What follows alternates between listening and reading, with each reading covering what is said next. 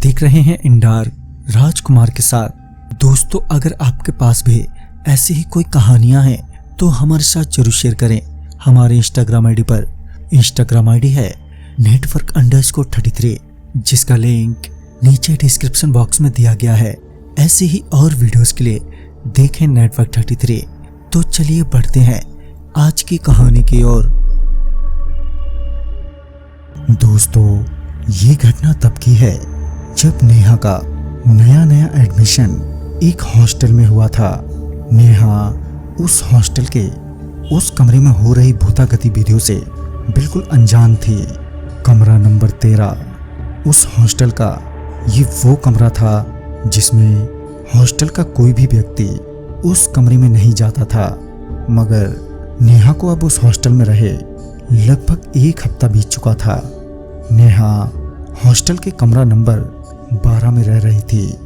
नेहा अपने कमरे में लगभग रात के 11 बजे अपने रिवीजन के लिए कुछ जरूरी नोट्स तैयार कर रही थी। पढ़ाई में व्यस्त नेहा एकदम चौंक गई, क्योंकि उसे ऐसा आभास हुआ कि कमरा नंबर 13 का कोई ताला खोल रहा हो। ये सब देखने के लिए नेहा डरते डरते अपने रूम से बाहर आ गई। बाहर आते ही उसने कमरा नंबर 13 की ओर देखा तो वो कमरा पूरा का पूरा बंद था और उस कमरे का ताला भी लगा हुआ था। नेहा ये देखकर हैरान थी कि ताला तो बंद है, तो फिर ये आवाज कहां से आई। नेहा ने अपने दाएं बाएं देखा तो उसके आसपास कोई भी नहीं था सिवाय नेहा के। नेहा वहां खड़ी होकर कुछ सोच ही रही थी कि उसकी नजर उस दरवाजे पर पड़ी, जहां उसने देखा कि उस दरवाजे के नीचे से खून बह रहा है, जिसे देखकर उसके अंदर डर का और भी खौफ भर गया। हद तो तब हुई जब नेहा ने उस कमरे से किसी लड़की की सांसें लेने की आवाज सुनी और साथ ही वो दरवाजा भी जोर जोर से हिलने लगा। अब नेहा के कुछ भी समझ नहीं आ रहा था। वो सिर्फ डर के मारे अपनी सांसें ऊपर नीचे करे जा रही थी।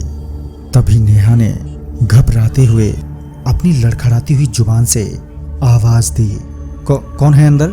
मगर उसे कोई जवाब नहीं आया। बस उसे अंदर से किसी की जोर जोर से सांसें लेने की आवाजें आ रही थी।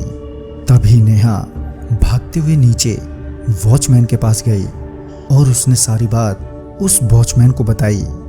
वॉचमैन नेहा को लेकर कमरा नंबर 13 के पास आया तो वहां पर ऐसा कुछ भी नहीं था। नेहा के ज्यादा जोर दबाव डालने पर उस वॉचमैन ने बताया कि आज से लगभग 1.5 साल पहले एक लड़की ने इस कमरे में आत्महत्या कर ली थी। वजह उसका पढ़ाई में फेल हो जाना।